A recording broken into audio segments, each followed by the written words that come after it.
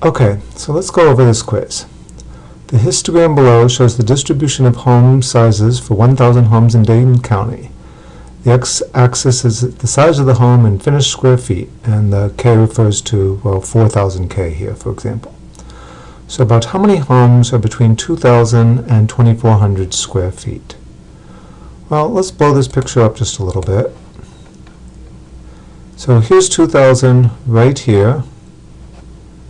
And let's see, let's look at an arrow going for us. So here's 2,000, here's 4,000. So how wide is each burr? Well, 1, 2, 3, 4, 5 between columns between 2,000 and 4,000. So each one must be 400 square feet. So when we ask how many homes are between 2,000 and 2,400 square feet, we're asking exactly the size of this bar right here. Let's just get rid of that. Okay. So this bar looks like about, well, I thought it was 130. It could well be closer to 140, somewhere in there. So our answer to the first one, 130. Fill in the blank. Only 10% of the homes are smaller than. Well, smaller than what? We've got 1,000 homes, so 10% is 100 houses. So this is only about 20 houses here and maybe 70 houses here. So it looks to me like the 100th house is going to be somewhere in this bar, but well to the left of it. Well, where is that? This is 2,000. This is, subtract 400 is 1,600. This is 1,200. So the 100th one is going to be more than 1,200. Less than 1,600, and really anything in there would be an acceptable answer. Turns out that the real answer is about 1,232. Okay, so again, we've got the, okay, let's just get rid of this real quick. We've got, sorry, we've got 2,000 right here, oops, 2,000 right here, each one is 400, so 1,600, 1,200, and that gets us to about the 100th house. So 1,200 is 1,232 or thereabouts. Okay, so now let's get to the ones that are a little trickier. So we've got our data for wine. We've got the particular, gives the price of a particular kind of wine from various years as well as weather information. And the first thing we want to do is find the correlation coefficient between price and average growing season temperature.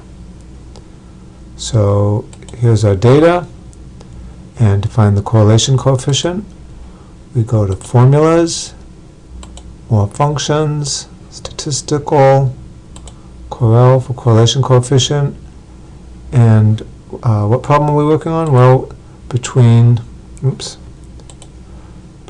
price and temperature.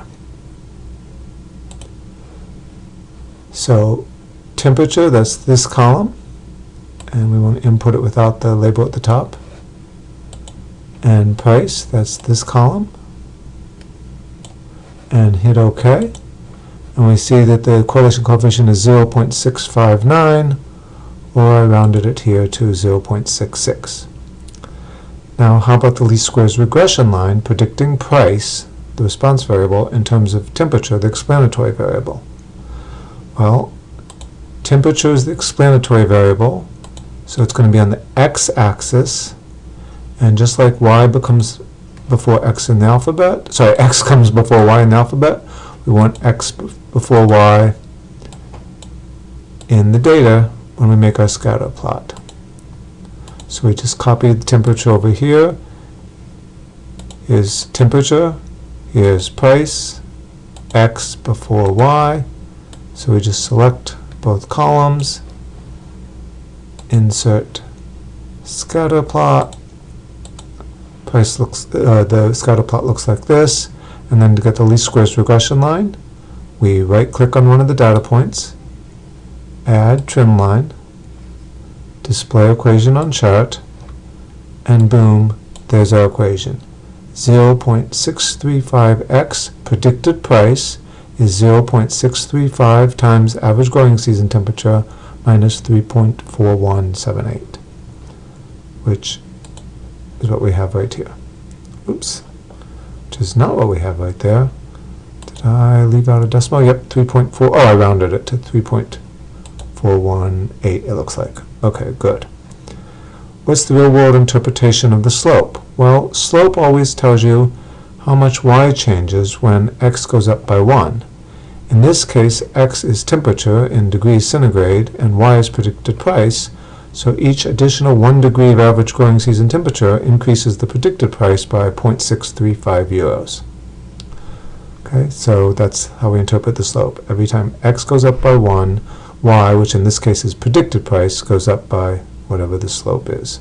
And the slope is that. Okay, multiple regression. So now we're going to create a regression model predicting price in terms of 2 explanatory variables, harvest rain and average temperature, and then use them to make a prediction. So again, we go back to our data, and we need our harvest rain and average temperature together in a block, so we'll use these 2 columns. So we go to our data analysis, regression, input y range, that's what we're trying to predict, that's our response variable, price, input x range, and it needs to be in as a block, so we put in average growing season temperature and harvest rain here, and we get the output in a new worksheet ply, so we just hit OK. Only this time we have to tell it the labels in the top row. Okay, and then here we have our output. How do we interpret that? How do we get an equation out of that? Well, the equation is, let's just insert it in a text box. The equation we get out of this is y equals negative 2.2 as our intercept here, plus 0.60 times temperature, so we could call that x sub temperature. I'm just going to put in the word temperature, minus, so here's for harvest rain, minus 0.00457 times rain.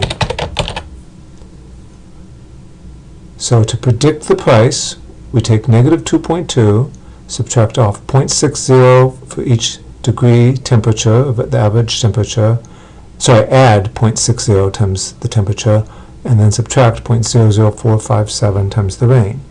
So in this case, what was the question? The question was temperature 15, rain 200. So to get Excel to do that for us, we go over here and we say equals, to tell Excel we're doing a calculation, negative 2.2 plus 0.6 times temperature 15 minus 0.00457 times 200, and I need an asterisk here to let it know we're multiplying, and I think that'll take care of it, and there it is, 5.88, and because of rounding, the last time I did it I had 5.92, so be more careful with your rounding than I was, but it's about that. So I hope that shows you how to do these kinds of things in Excel.